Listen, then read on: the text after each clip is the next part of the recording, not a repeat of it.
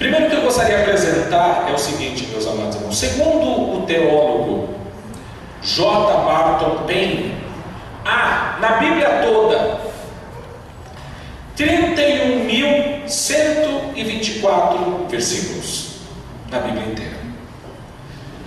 Desses, pouco mais de 31 mil versículos, 8.352 versículos tratam de profecia, ou seja, o equivalente a 27% de toda a Bíblia trata de profecia. No Antigo Testamento há 23.210 versículos. Desses pouco mais de 23 mil versículos, 6.641 versículos tratam de profecias bíblicas. Ou seja, no Antigo Testamento a profecia bíblica equivale a 28,6% do conteúdo. Já no Novo Testamento existem 7.914 versículos, dentre os quais 1.711 tratam de profecia, num total de 21,6%. Mas no geral nós temos aí na Bíblia inteira, então, 27% da Bíblia fala sobre profecia. 27% do conteúdo de toda a Bíblia trata de profecia. Mas nós sabemos, meus amados irmãos, que ao contrário do que a maioria dos irmãos pensa e até mesmo acredita, quando nós falamos de profecia bíblica, nós não estamos falando necessariamente de prever o futuro ou de previsão, até porque desses 27% de profecia na Bíblia, a grande maioria trata-se de anunciação, de pregação da palavra antes do que predizer o futuro. Mas eu quero, meus amados irmãos, apresentar para vocês os 3 tipos de profecias bíblicas que existem e pegar um modelo em especial, que é o modelo, vamos dizer assim, dominante nas profecias, para que nós possamos extrair algumas verdades bíblicas. O seguinte: um tipo de profecia que existe na Bíblia é a profecia incondicional. O que é uma profecia incondicional?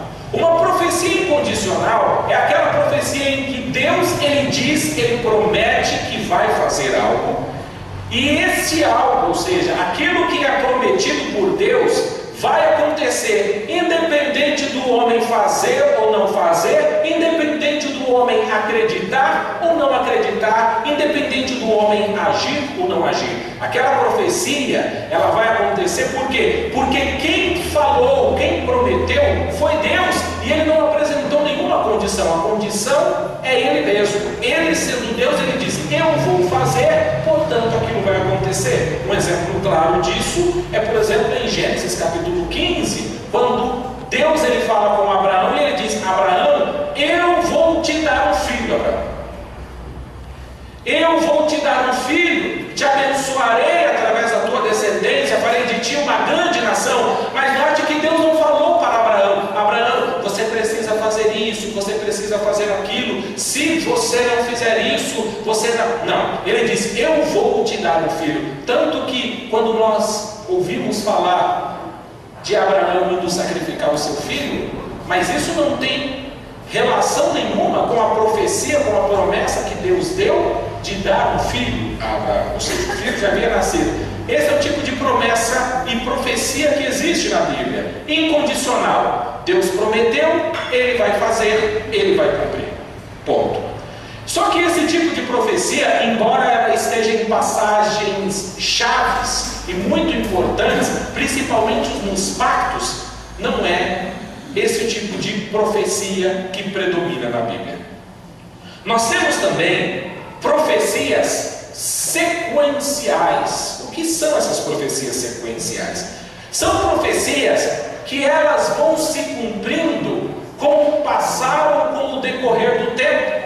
Ou seja, são profecias que elas não vão se cumprir em um determinado momento e acabou, não. Elas se cumprem parte a parte, fase a fase, estágio. Deixa eu dar um exemplo para vocês.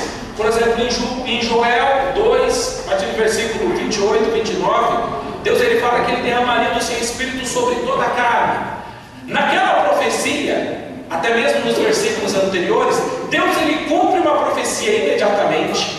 Parte dessa profecia de Joel 2, 28 se cumpre em Atos 2, quando algumas pessoas recebem o batismo, ou seja, recebem a presença do Espírito Santo de uma maneira muito grande, mas aquela profecia não está totalmente cumprida, ou seja, aquela profecia se cumpriu na época histórica de Joel, ela teve um cumprimento mais futuro em Atos 2 e ela ainda vai se cumprir. É uma profecia sequencial, mas essa profecia sequencial também não é a profecia que predomina na Bíblia, ou seja, temos a profecia incondicional, a profecia sequencial.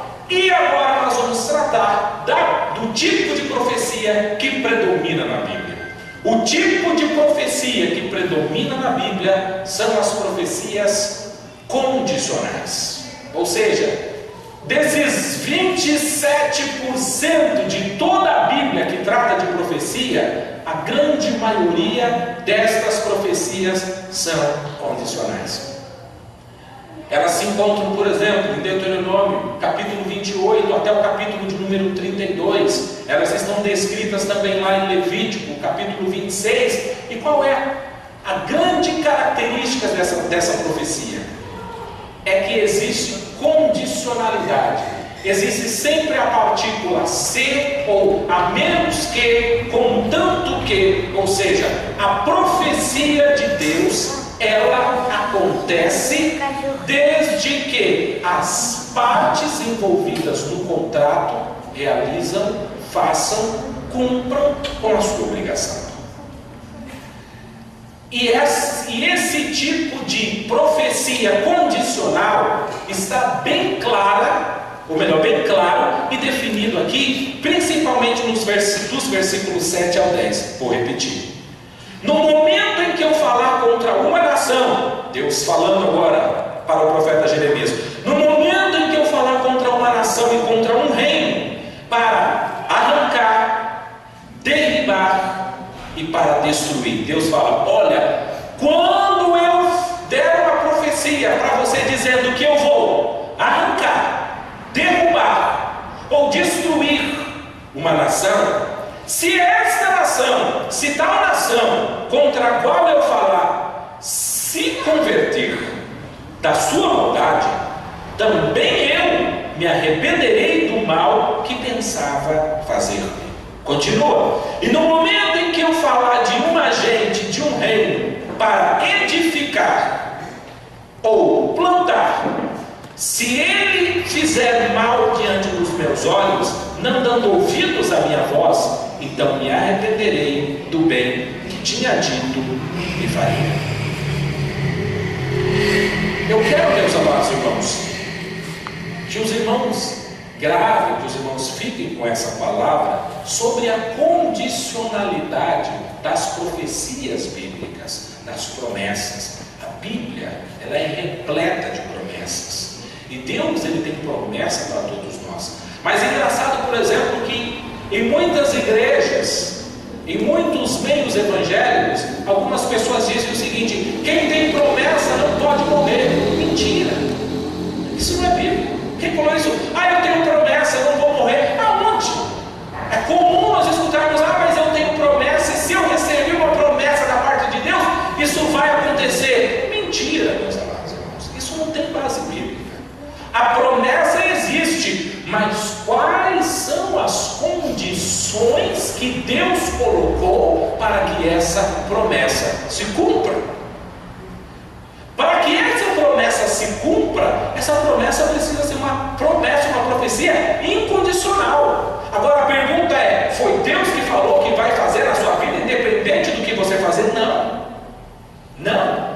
São poucos os casos que mostram esse tipo de profecia incondicional da parte de Deus, já que a grande maioria tem sempre o se. Se você fizer isso, você recebe isso. Se você não fizer isso, a consequência é esta. Portanto, meus amados irmãos, vamos parar agora e vamos meditar rapidamente nisso.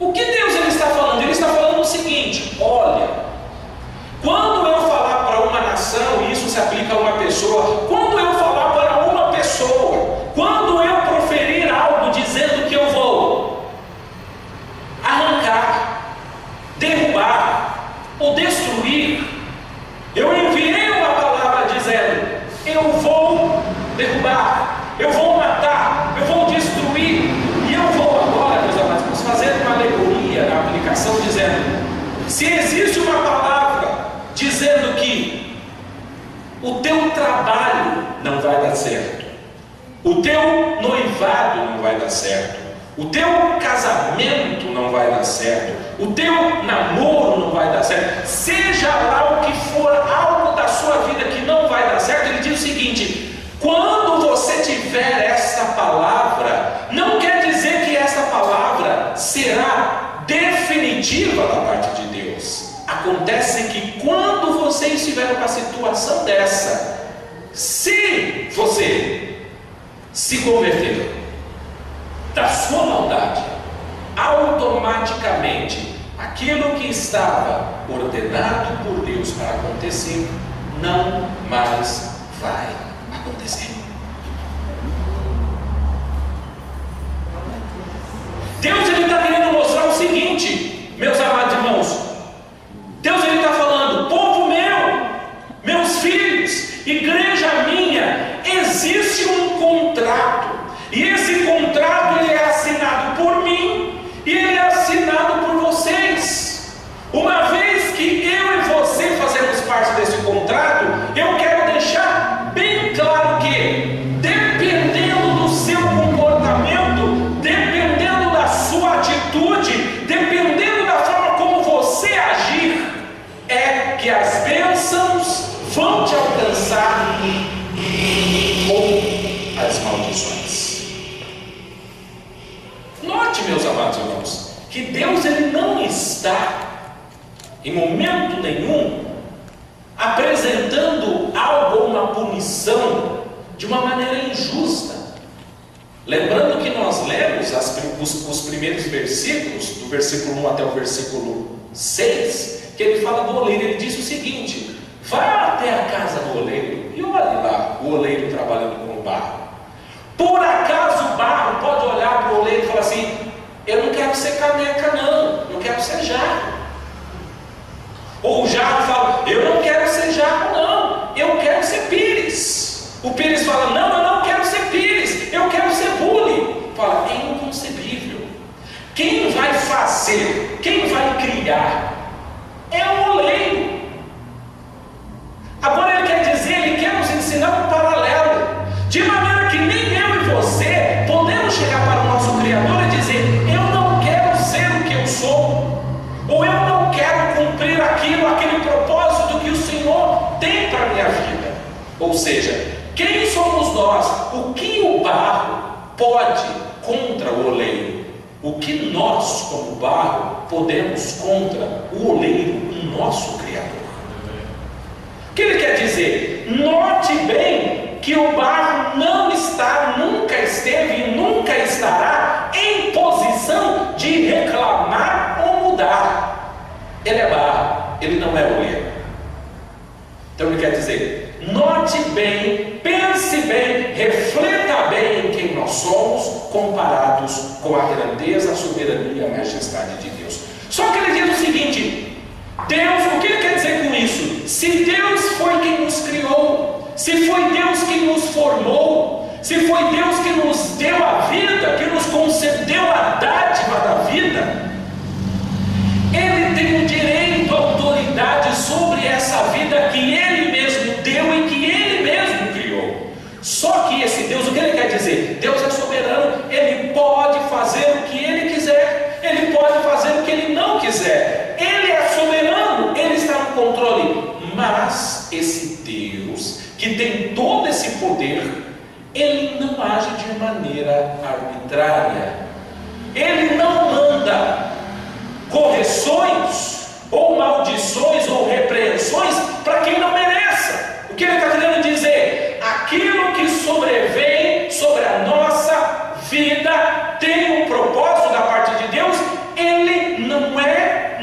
foi e jamais será injusto.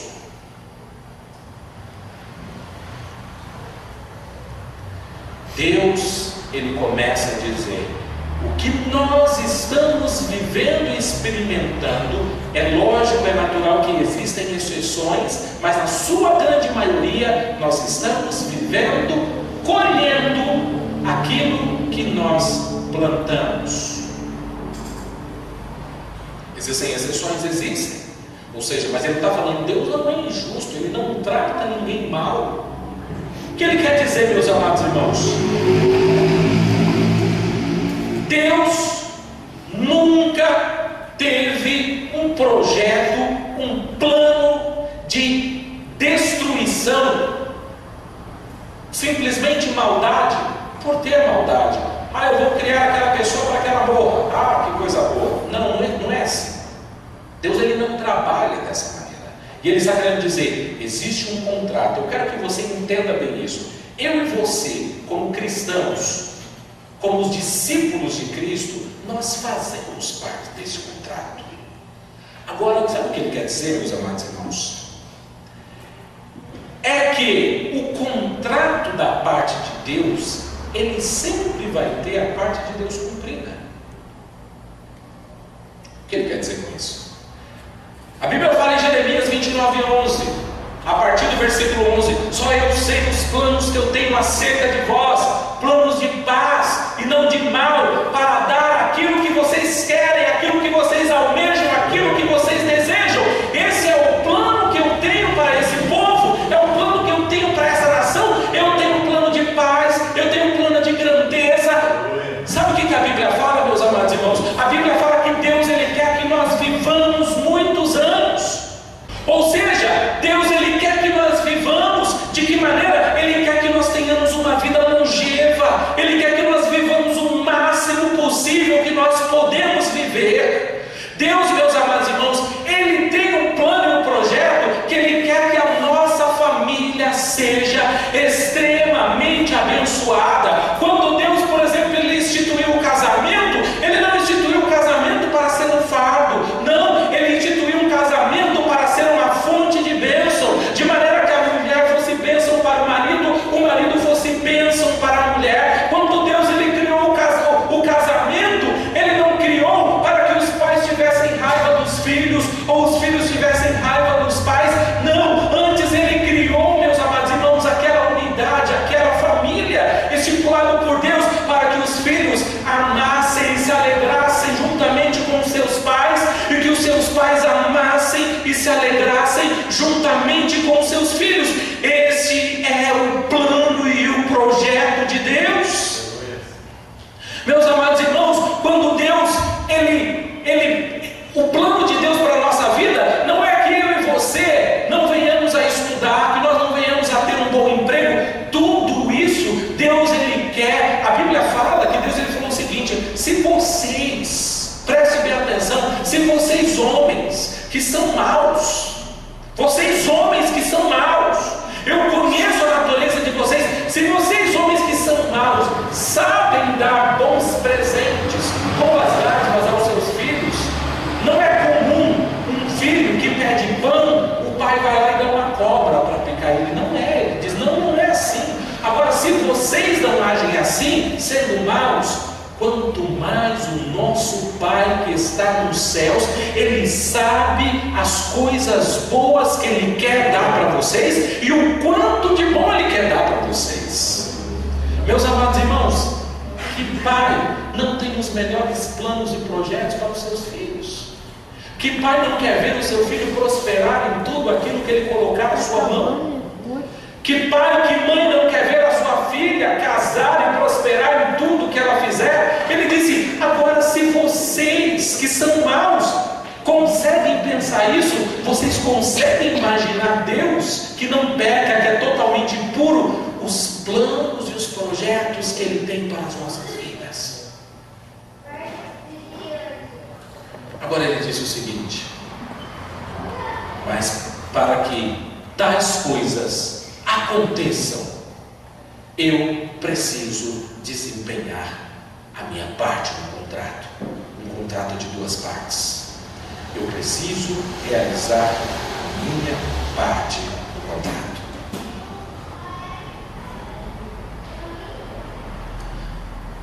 Ou seja, meus amados irmãos, nós vivemos e enfrentamos muitas mazelas, muitos problemas e muitas adversidades que são simplesmente resultado, elas são oriundas do quê? Do nosso descumprimento do contrato. Vocês notaram? Deus ele chegou para o povo de Israel e falou assim: entra na terra prometida, a terra foi preparada para vocês, entrem, eu vou dar aquela terra, expulsem todas as pessoas, aquela terra é boa, que emana leite e mel, expulsa todo mundo. Eles não expulsaram, eles não fazem a parte deles, aí eles começam a ter problema depois. Sabe por que eu e você, meus amados irmãos, muitas vezes nós passamos a ter problemas? Porque nós deixamos de cumprir a nossa parte no contrato. Nós temos que cumprir a nossa parte no contrato.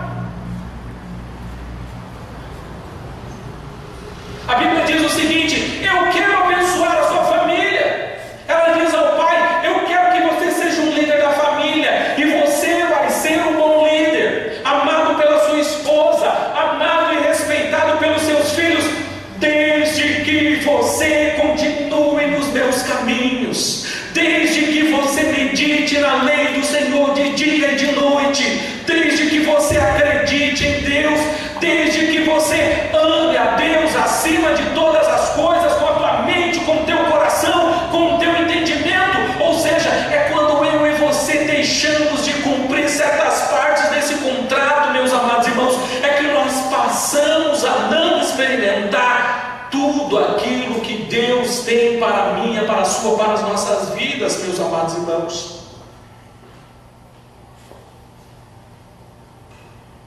O plano, meus amados irmãos, eu fico imaginando, por exemplo, a maternidade é uma coisa tão linda. Mas por que é que muitas das vezes, por exemplo, a maternidade ela se torna um fardo, se torna um problema? Porque nós não estamos cumprindo a nossa parte no contrato. Aí todo aquele plano, aquela estrutura que Deus tinha para aquele ser, para aquele bebê, para aquela criança que vai nascer, aquela criança passa a não experimentar tudo aquilo que Deus tem para ela. Por quê? Porque alguém não está cumprindo a sua parte no contrato. Aí você pode olhar, meus amados irmãos, se você pode olhar e falar assim, o filho olha e fala: será que eu estou cumprindo a minha parte no contrato para com os meus pais? Será que eu estou honrando meu pai? Será que eu estou honrando a minha mãe? Isso faz parte do meu contrato. Para que o meu futuro seja um futuro bem sucedido, eu preciso honrar as minhas partes no contrato. Aí Deus de repente ele chega para o pai e para a mãe e fala: eu te dei uma palavra, ensina o teu filho no caminho em que ele deve andar. Isso faz parte do contrato da parte dos pais. Os pais têm essa obrigação de ensinar os filhos no caminho em que devem andar. Agora a pergunta é, meus amados irmãos, será que nós, ou todos os pais, estão cumprindo as suas partes no contrato?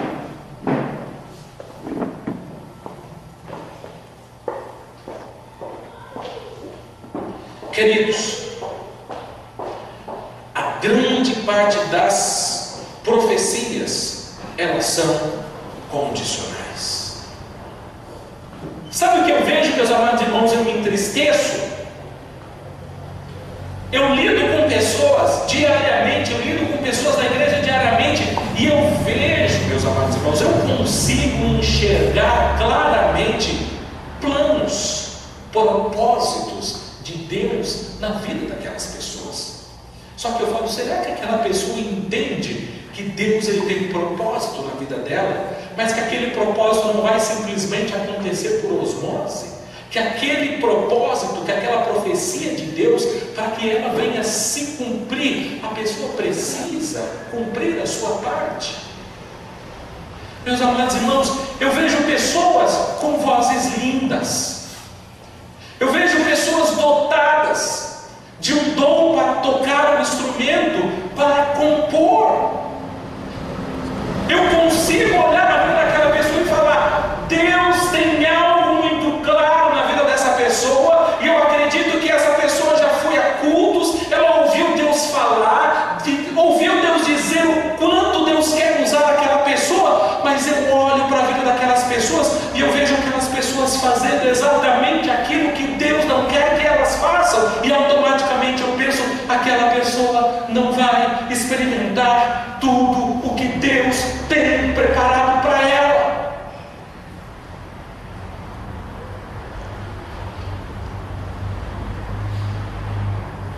Não é porque Deus seja mau, meus amados irmãos, não é porque Deus não tem o melhor, mas a questão é que o contrato é de duas partes, e muitas das vezes nós queremos lançar para Deus a responsabilidade de algo que não é dele, mas o que é nossa. Porque, meus amados irmãos, se existe alguém fiel nesse contrato, essa pessoa é Deus. Ou seja, se Ele disse: a tua casa será uma bênção, Ele quer que a tua casa seja uma bênção, e Ele tem tudo preparado para que a tua casa seja uma bênção. O que eu preciso fazer? Cumpra a sua parte. Vamos cumprir a nossa parte, meus amados irmãos. Deus, Ele tem tudo preparado para que os nossos filhos sejam uma bênção, mas que para isso aconteça, o pai tem que cumprir a sua parte e o filho também tem que cumprir a sua parte. Por quê, meus amados irmãos? Porque o nosso Deus, Ele é fiel. Nós não precisamos lembrar, Ele vai cumprir a parte dele.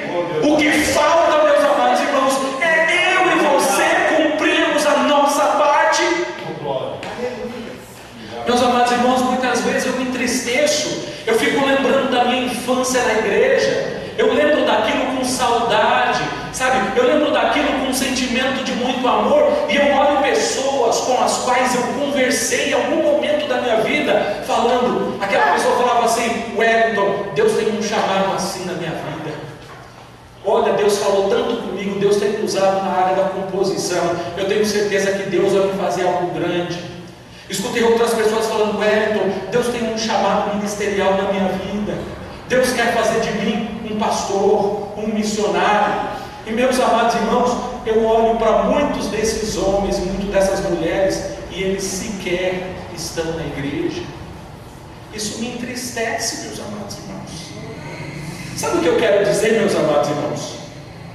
Nós somos o que nós somos, e nós chegamos aonde chegamos dependendo da nossa fidelidade para com Deus, porque Ele sempre cumpre a parte dele, meus amados irmãos. A parte de Deus sempre vai ser cumprida na nossa vida. Ou seja, quando Ele diz: homem, relacione-se com uma mulher cristã. Jovem, mulher, relacione-se com um jovem cristão. Ele está dando uma parte do contrato. Eu quero abençoar o seu casamento, eu quero abençoar o seu relacionamento, mas a condição é: relacione-se desta maneira. Quando eu e você não relacionamos, nós quebramos o contrato, e automaticamente passamos a colher os frutos do quê? Da maldade de Deus? Não, meus amados irmãos, nós passamos a colher os frutos da nossa quebra de contrato. Deuteronômio, versículo 28. E será que, se ouvires a voz do Senhor teu Deus, tendo cuidado de guardar todos os seus mandamentos que eu te ordeno hoje, o Senhor teu Deus te exaltará sobre todas as nações da terra, e todas estas bênçãos virão sobre ti e te alcançarão quando ouvires a voz do do Senhor teu Deus. Bendito serás tu na cidade, bendito serás no campo. Bendito o fruto do teu ventre, e o fruto da tua terra, e o fruto dos teus animais, e a criação das tuas vacas, e os rebanhos das tuas ovelhas. Bendito o teu cesto e a tua amassadeira. Bendito serás ao entrares, e bendito serás ao saíres. Meus amados irmãos, todos os planos e os projetos que Deus tem para nós, em todas as áreas, são os melhores.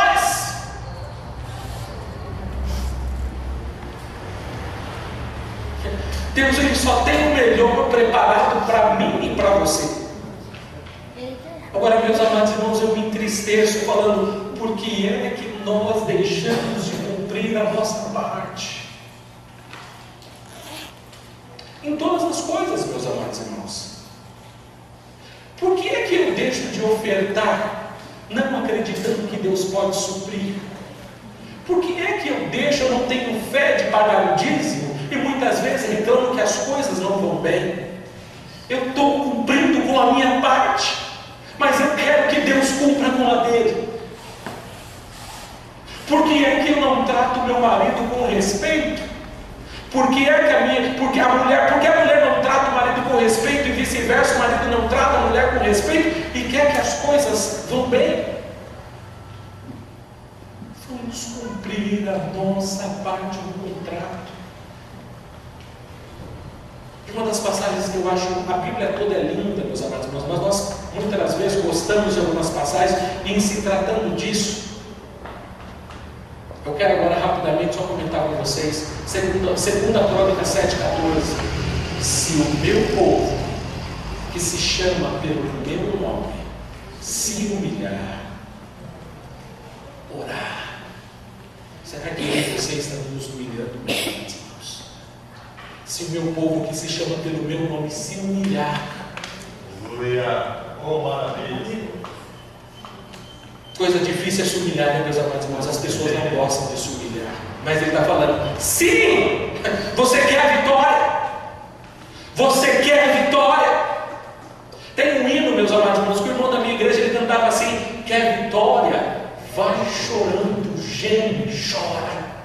Você quer a vitória? Se você faz parte do povo de Deus, a fórmula está aí. Se o meu povo, que se chama pelo meu nome, se humilhar, cadê a minha e a sua humilhação, meus amados irmãos, na presença de Deus? Se humilhar e o quê? E orar. Não existe vitória sem oração.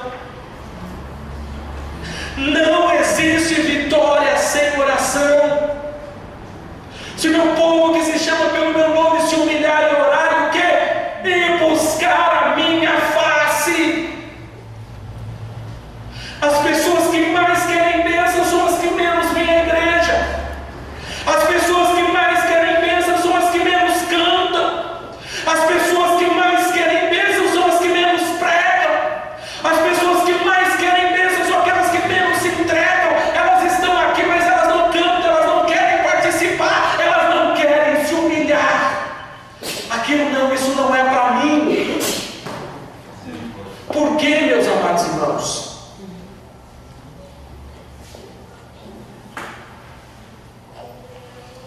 Buscar a minha face, se converter dos seus maus caminhos. Fala, Pai, eu errei, Pai.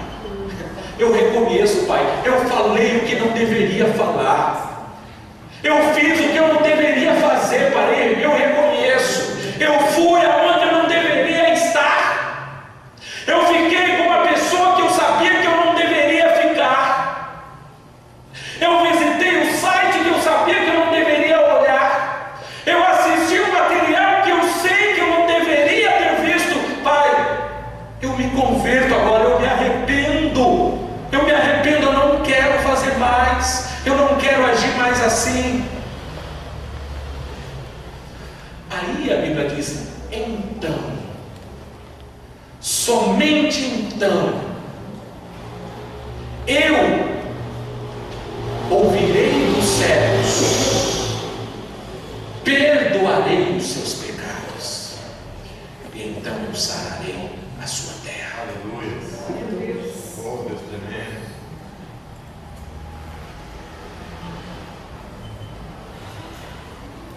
Recentemente, meus amados irmãos, eu também fiquei impactado com o coro de um hino que eu aprendi recentemente. Há cerca de 2 meses eu fui convidado para ministrar no culto de ceia da nossa igreja em Itapecerica da Serra, e eu preguei sobre a humilhação de Cristo, e no final o grupo cantou um hino que dizia assim: se eu me humilhar diante do seu altar e sacrificar aquilo que me custar, tu inclinarás os teus ouvidos ao meu clamor. Se eu me humilhar diante do teu altar, sacrificar aquilo que me custar, o Senhor vai inclinar os seus ouvidos ao nosso clamor. Meus amados irmãos,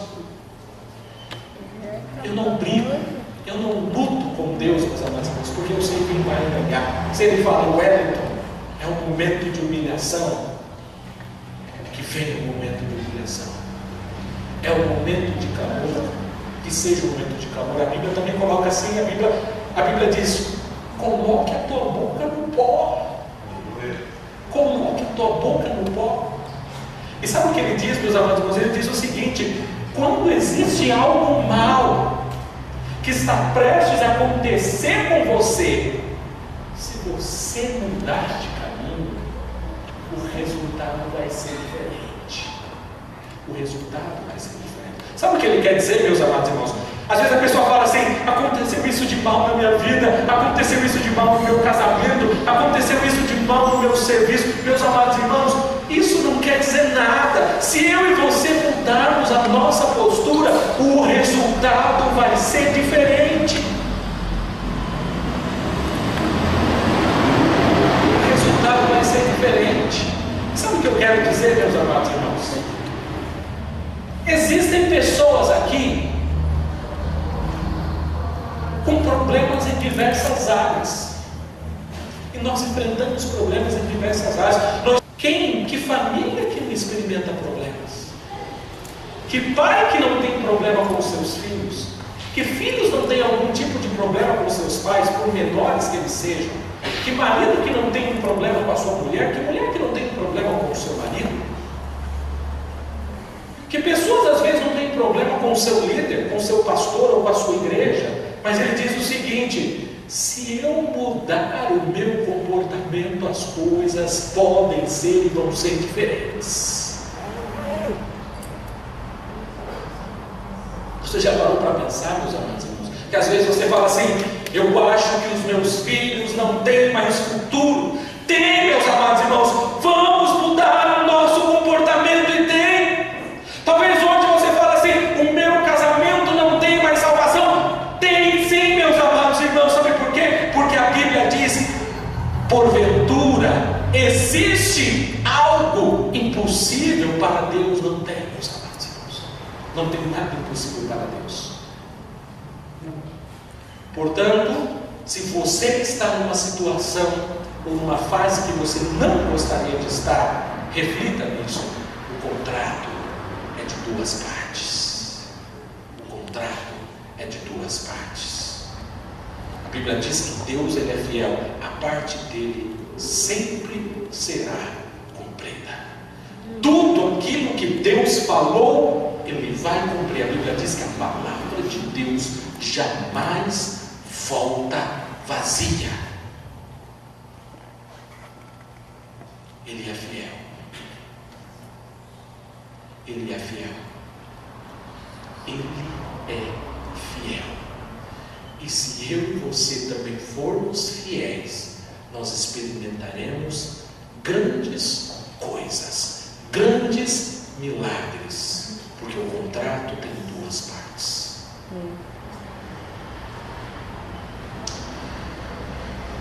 Tu és fiel, Senhor, eu sei que Tu és fiel.